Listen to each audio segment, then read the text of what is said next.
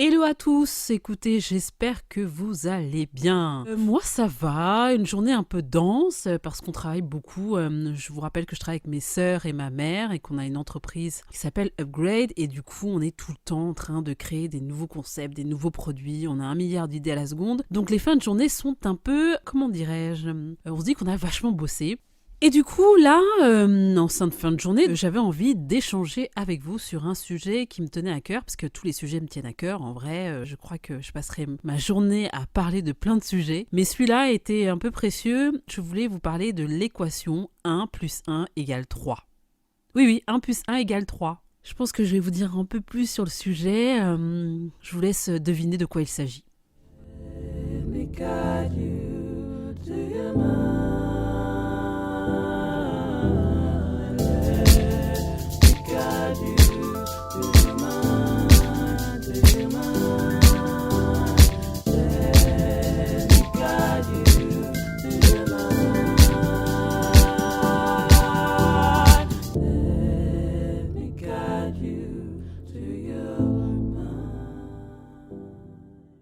En fait, j'ai pas inventé cette expression, loin de là. Je me suis retrouvée un jour dans un événement familial et je discute avec une dame que je ne connaissais pas et elle avait une aura incroyable. Enfin, au moment où elle parle, je vais vers elle et je la salue et on commence à échanger, à parler un peu de relations de couple. Voilà, c'est parti directement là-dessus en vrai. Et là, elle finit par me dire que ça fait plus de 20 ans qu'elle est avec son mari. Et là, moi, je suis en totale admiration. C'est-à-dire que je me dis, waouh, c'est dingue, ça existe vraiment. J'étais complètement scotchée quoi. Et je lui dis mais comment tu fais? Comment tu fais pour rester 20 ans avec la même personne et avoir l'air aussi rayonnante? T'as l'air d'être la force tranquille, d'être en mode paix intérieure, très zen. Elle était avec ses enfants et une de ses potes. Je lui dis mais comment tu fais quoi? Explique-moi, c'est quoi le secret? Et là elle me dit 1 plus 1 égale 3. Ok, alors, sorry, I don't understand. Bah oui, parce qu'elle me dit 1 plus 1 est pas égal à 2. 1 plus 1 égale 3. Bah oui, elle me dit, ton homme, c'est une personne, toi, tu es une personne, et vous êtes égal à une troisième entité, qui est un groupe de 2 personnes. Ok. Et elle me dit, mais non, mais en fait, le principe est assez simple, Sandra. Ne jamais s'oublier. Jamais. Jamais, jamais, jamais. Tu ne te mets pas avec quelqu'un ou tu ne te maries pas avec quelqu'un, c'est valable pour les hommes comme pour les femmes d'ailleurs, pour te dissoudre et devenir juste la fusion de 2 personnes. Elle dit ça n'existe pas ça en fait. Donc si tu veux que ton couple fonctionne, c'est ne t'oublie pas, prends soin de toi, aime-toi, fais des trucs pour toi, etc. etc. Bon. Vu comme ça, posé dans une discussion assez rapide qui a duré 1/4 d'heure, 20 minutes, on se dit c'est un peu utopique quand même. Bon, je me suis pas découragée, j'ai quand même dit, bon, prenons le pari quand même d'aller vérifier cette théorie du 1 plus 1 égale 3. Et c'est passé par une première chose, déjà comprendre quelle était la différence entre les hommes et les femmes. Alors j'avais déjà fait un podcast sur le sujet, j'avais parlé de différentes choses, mais principalement c'est 1, les hormones. Donc les femmes ont des estrogènes, les hommes ont de la testostérone. Bon, vu comme ça, je me dis ok, fine, ça j'ai vu ça en science il y a longtemps, mais c'est quoi la différence? Il y a une vraie différence. Ces hormones-là font qu'on voit pas du tout le monde de la même manière, qu'on n'est pas actionné en termes d'émotions de la même manière. Pas du tout. Et ce que je disais dans le podcast que j'avais fait il y a quelques mois, c'était que là où, par exemple, nous, on a un souci des détails, les femmes, le souci du détail, on aime beaucoup parler, être écouté. Alors, j'ai pas dit que les hommes n'aiment pas ça, mais ils ont, eux, moins de soucis du détail, ils ont une vision beaucoup plus globale d'une situation, et ils se prennent moins la tête avec les détails. Donc déjà, en fait, ça, je pense que c'est intéressant de vous pencher là-dessus et d'aller faire quelques recherches, en fait, pour comprendre vraiment, parce que sur le podcast, là, ce serait prendre beaucoup de temps pour vous expliquer ça, mais concrètement, vraiment, retenez que le fait qu'on ait des hormones différentes fait qu'on voit le monde de manière différente, fait qu'on le perçoit de manière différente, et que quand vous exprimez quelque chose à un homme ou qu'un homme vous exprime quelque chose, il faut arriver, c'est pas évident, mais à se mettre à sa place, dans les deux sens. Et pas juger et rester sur ses positions, parce que finalement, ça pose plus de problèmes qu'autre chose en fait. Vous devez à un moment donné juste lâcher et vous mettre à la place de l'autre, en tenant compte de ce paramètre. Donc honnêtement, de comprendre ça, ça me permet de relativiser sur beaucoup de choses et d'arrêter de me prendre la tête. C'est vraiment une perte de temps. Ensuite, ce qui fait que le 1 plus 1 égale 3 fonctionne, enfin qui fonctionne bien, qu'il est optimisé en tout cas, c'est que on tienne compte finalement de l'éducation, du background, de l'héritage transgénérationnel pour aller très très loin dans la démarche de son compagnon. Parce que si en fait vous ne le connaissez pas, ou vous le connaissez peu, ou vous le connaissez mal, en tout cas vous n'avez pas tous les éléments sur ce qu'a été sa vie, ce qu'a été son éducation. Alors j'ai pas dit qu'il faut absolument tout savoir de son compagnon ou de sa compagne.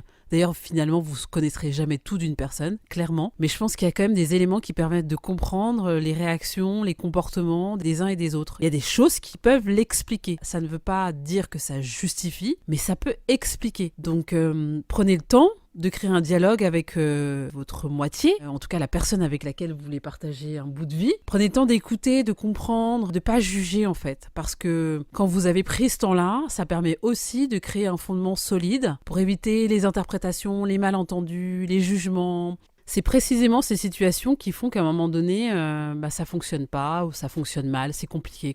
L'écoute active et sincère est vraiment le seul remède. Vous vous mettez à la place de l'autre, vous avez de l'empathie. Une vraie empathie, un truc, on sent que vraiment quand vous parlez, c'est sincère. Que ce soit pour l'homme ou la femme, c'est un vrai moyen de créer un lien avec votre conjoint, d'être comme ça. Donc je vous invite à suivre cette recommandation, ça peut vraiment vous aider. Après, l'idée du sacrifice. J'aime pas du tout ce mot dans l'histoire du couple, parce qu'on ne fait pas de sacrifice. On ne fait pas de sacrifice, on n'en fait pas, 0. Ça ne veut pas dire qu'on n'est pas, dans une forme de compassion et de compréhension et on peut faire des efforts même, mais pas de sacrifice. Si vous commencez à renier sur ce que vous êtes pour faire plaisir à l'autre et donc, je dirais même vous travestir, en fait ça ne fonctionne pas. C'est-à-dire que là, vous enlevez une partie de votre personne, vous dénigrez une partie de vous-même juste pour faire plaisir à l'autre. Non, en fait, cette personne ne vous aime pas si vous faites ça. Donc ça, clairement, c'est à bannir dans une relation. C'est à bannir carrément. Je vous invite à ne pas le faire. L'autre chose aussi, pour rejoindre un petit peu cette histoire de pas de sacrifice, c'est soyez vous-même, aimez-vous. Voilà, soyez vous-même, aimez-vous. Parce que, en fait, si vous ne vous aimez pas vous-même d'abord, comment voulez-vous que quelqu'un vous aime ? Pour moi, la capacité à pouvoir donner de l'amour aux autres doit se résumer par une belle chose, votre capacité à vous aimer vous-même. Quand vous donnez aux gens, vous donnez à votre conjoint, à vos enfants, tout ça, ça doit être vraiment une conséquence de votre capacité à vous donner de l'amour chaque jour qui passe. Moi, c'est un truc que je suis en train d'apprendre là depuis pas longtemps. J'évite de me vider pour donner à l'ensemble de l'humanité, non je déconne, mais pour donner à tout le monde, tout le temps, mes tantes, mes oncles, faire plaisir à tout le monde, parce qu'il faut aller dans tel endroit, il faut rendre tel service, et nanani, nanana, non. Quand je vois que ça me prend et que ça me coûte, je dis non. Et j'explique pourquoi en fait. Et c'est pas un acte malveillant de faire ça, c'est je pense être honnête, sincère avec soi-même, et même être en amour avec l'autre, parce que on est juste dans cette forme d'honnêteté. Donc vraiment, aimez-vous et ne faites pas des choses qui vous agacent profondément juste pour faire plaisir aux gens. C'est juste pour moi pas possible en fait. Une autre chose qui est importante, si vous voulez que le 1 plus 1 égale 3, c'est gérer votre passive agressivité. Et oui, ça c'est pareil, j'en ai parlé dans un de mes podcasts, je crois que c'était sur le conflit. Clairement, on est tous potentiellement des passifs agressifs. C'est-à-dire qu'en fait, on ne se rend pas compte qu'on est en train d'agresser la personne avec laquelle on parle. Et tout particulièrement quand on est avec son conjoint, sa compagne, et qu'on est dans un échange et que ça monte un petit peu et qu'on se met à dire... Alors, le truc de monter en pression et commencer à dire des choses qu'on va regretter, à bannir. C'est-à-dire que vous sentez que vous allez monter en pression, quittez le terrain. Quittez la pièce, quittez la salle, allez prendre une douche froide, mais quittez. Vous savez tout de suite que là, vous allez aller sur un chemin dans lequel vous allez dire des choses que vous allez regretter, sauf que vous allez laisser des traces souvent indélébiles en fonction de la gravité de ce que vous allez dire, et que votre conjoint ou votre compagne risque de vous en vouloir ad vitam. Donc, moi, quand c'est comme ça, je me tais. Je le fais pas depuis pas très longtemps, mais je me tais. Donc, il peut y avoir ça. Il peut y avoir le fait que, effectivement, dans le langage courant commun qu'on a aujourd'hui dans la société dans laquelle nous vivons, eh bien, on a pris l'habitude de parler mal. Alors, quand je dis parler mal, c'est pas qu'on dit des gros mots et qu'on est grossier, pas du tout. C'est juste qu'en fait, il y a ce manque de care profondément. C'est-à-dire qu'on n'observe plus, on fait pas attention à ce qu'on dit, on se rend pas compte, en regardant son interlocuteur, qu'il a peut-être été blessé par ce qui a été dit. C'est chaud. Et franchement, je suis la première à me mettre en ligne de mire sur ça. J'étais une vraie passive agressive. C'est-à-dire que je pouvais parler comme ça, même dans mon expression, au niveau de mon body language, j'avais une forme d'agressivité, un truc un peu de domination, de vouloir prendre le contrôle, parce que je voulais tellement pas qu'on me contrôle que, en fait, j'en faisais des tonnes. Et du coup, c'était genre hyper désagréable pour mon interlocuteur, ou pour mon conjoint d'ailleurs. Donc vraiment, essayez de vous écouter parler, essayez de faire même des recherches sur le sujet si vous captez pas trop la notion. Et vous verrez qu'en fait, on est très souvent là-dedans. Un petit reproche, un petit truc, on rigole, ha ha ha, alors qu'en fait, c'est pas du tout drôle et qu'on est en train juste de blesser l'autre personne. Bref, écoutez-vous. Et puis après, essayez d'entendre aussi les choses qui vous agressent. Et vous pouvez créer un dialogue très simple avec votre conjoint pour lui expliquer que, tu vois, là, quand tu m'as dit ça, ce jour-là, quand tu m'as dit ça, je me suis sentie pas à l'aise, je me suis sentie mal, ça m'a blessée. Mais vous parlez avec le même ton de voix que ce que je suis en train de faire là. Ni plus ni moins. Le fait de tout simplement expliquer la situation dans laquelle vous avez été mal à l'aise ou vous avez été blessé, mais l'expliquer sincèrement, l'expliquer avec beaucoup d'empathie, l'expliquer calmement, ça peut désenclencher, désamorcer plein de micro problèmes qui souvent après, parce que souvent quand on s'embrouille avec son mec ou sa nana, on se rend compte que le truc sur lequel on s'embrouille n'est pas la vraie raison. En vrai, derrière, il y avait des milliards d'autres raisons, mais comme les milliards d'autres raisons n'ont pas été abordées parce qu'elles ont grossi entre-temps, eh bien, le jour où il y a un truc qui arrive qui n'a rien à voir avec le problème de base, ça explose. Et on va jamais creuser en fait. Donc, quand vous voyez une situation dans laquelle vous sentez que vous serez mal à l'aise ou vous êtes mal à l'aise, dites-le. Dites-le de manière bienveillante, dites-le calmement, dites-le posément et ça passe. C'est tout. En fait, c'est tout. Une autre chose qui est importante si vous voulez que le 1 plus 1 égale 3 fonctionne, c'est garder votre jardin secret. Alors, qu'on ne se méprenne pas sur le jardin secret, s'il vous plaît. Je vous demande pas d'avoir une vie extra-conjugale et de faire des choses derrière le dos de votre compagnon ou votre compagne. C'est pas ça que je suis en train de dire. Vous avez des passions, je sais pas, vous adorez faire du tennis, mais votre conjoint aime pas ou votre compagne aime pas, donc du coup vous dites je vais pas en faire parce qu'il aime pas. Non, en fait, trouvez un pote ou quelqu'un qui aime et vous allez en faire avec lui. Vous adorez faire des balades en forêt, il aime pas ou elle aime pas ça. Bref. C'est pas parce que votre conjoint n'est pas fan absolu de tout ce que vous faites que c'est la fin du monde. Il a le droit ou elle a le droit de ne pas aimer. C'est pas grave. C'est ça qui est intéressant, c'est que vous soyez aussi différents, que vous ayez des choses à vous apporter. Alors après, vous me direz, oui, mais moi je préfère que mon mec ou ma nana aime exactement ce que j'aime bien. Fine, c'est ok aussi, hein, j'ai pas de jugement de valeur à avoir. Mais si c'est pas le cas, vous avez pas à vous en vouloir, ni à lui en vouloir d'être comme ça. Vraiment, gardez vos passions, gardez les activités que vous aimez faire. Peut-être que vous pouvez prendre un temps même où vous dites, voilà, moi j'aime bien partir une semaine en vacances avec une pote, une fois par an, on part une semaine, toutes les deux, sans gosse, sans personne et on enjoy. C'est ok. Si ça contribue à votre équilibre personnel et à votre bien-être, pour être encore mieux dans votre couple, mais c'est cool, tant mieux. Donc là, vraiment, c'est votre individualité, c'est votre personne qui est importante et que vous devez continuer à faire exister. J'aurais encore 2 petits trucs à vous dire pour que le 1 plus 1 égale 3 puisse fonctionner. La première chose, apprenez à pardonner. Alors le pardon, c'est propre à chacun, hein, qu'on soit bien clair. Je ne suis pas en train de vous donner un cours de pardon et de vous dire oui, alors quand il y en a un, il faut faire comme ci, comme ça. Chacun fait en fonction de son ressenti. Je dis juste que on fait tous des erreurs, on en fera tous beaucoup d'ailleurs.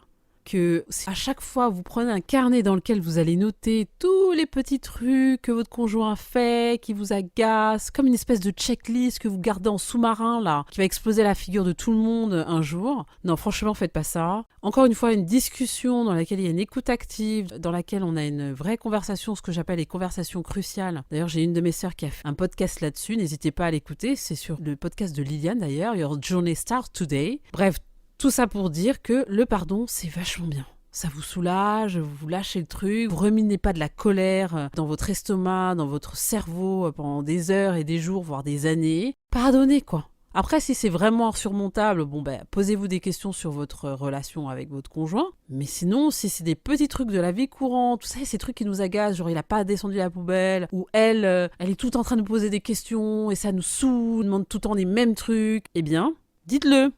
Dites-le en fait, dites-le, mais avec bienveillance. Si vous commencez à crier sur votre conjoint comme un malade ou une malade, c'est clair que c'est foutu, mais j'accorde encore une grande importance à l'échange et à la communication. Et même si j'ai bien conscience que tout le monde n'est pas forcément ouvert à la communication, c'est quelque chose qui s'apprend, c'est pas inné. Donc je sais qu'avec mes enfants, j'essaie de libérer la parole à chaque instant, de leur faire dire des choses qu'ils ont du mal à me dire. Alors ils me diront pas tout et c'est pas le sujet, mais la libération de la parole, c'est quand même le gros problème. Donc la libération de la parole, c'est fondamental, vraiment.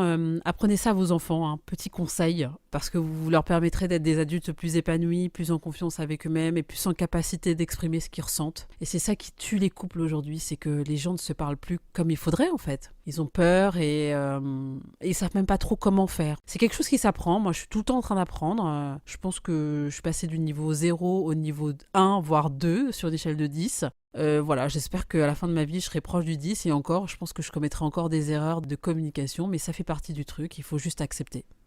Et le dernier point, pour que le 1 plus 1 égale 3 soit valable et existant et réel, créer la fantaisie dans le couple. Waouh! Là, je suis en train de travailler sur la sexualité tantrique. Je suis tombée sur un article un jour et du coup, je me suis dit, c'est quoi ce truc? Je suis allée faire des recherches et je m'attendais pas du tout à ça parce qu'en fait, c'est pas juste une histoire de sexualité, c'est vraiment comment découvrir la relation de couple d'une autre manière avec cette vraie écoute de soi, puis écoute de l'autre, puis partage de cette écoute, par aussi des exercices de respiration. Enfin, il y a toute une philosophie derrière. En fait, c'est tout un mindset. Du coup, ça m'a donné envie de réfléchir sur comment créer la fantaisie dans le couple parce que finalement, quand on est avec quelqu'un depuis 1 an, 2 ans, 3 ans, là, je vais parler de sexualité. Est-ce que on a le même désir? Est-ce qu'on a envie de faire l'amour de la même manière? Comment on gère ça, en fait, avec le temps qui passe et peut-être ces instants, vous savez, on est amoureux, on a envie de se voir tout le temps, on s'appelle tout le temps et on se dit c'est dingue, je suis complètement folle de la personne ou fou de la personne, j'en peux plus, si elle n'est pas là, ça me manque. On a tous vécu ça.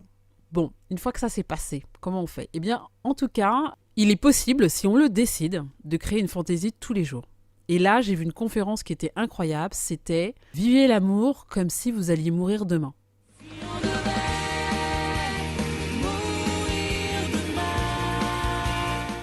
Alors j'ai vu le titre, ça m'a un peu plombé.